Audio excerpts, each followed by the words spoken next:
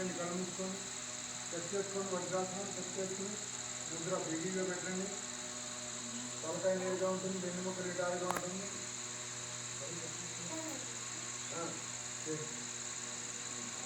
4 వేలు జతగా ఉంటాయి.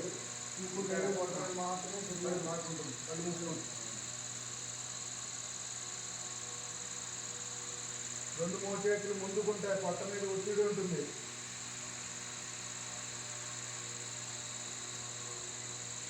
4 వేలు ఆనుకుని ఉంటాయి, భూమికి సమాంతరంగా ఉంటుంది.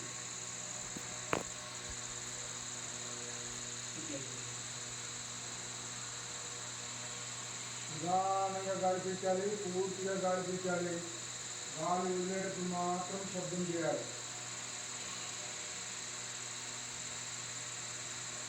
పూరక, కుంభక, రేఖిక, సింహిక 4:2, 5:2 ప్రమాణంతో చేయాలి. కాలు పెరుగుతుంది.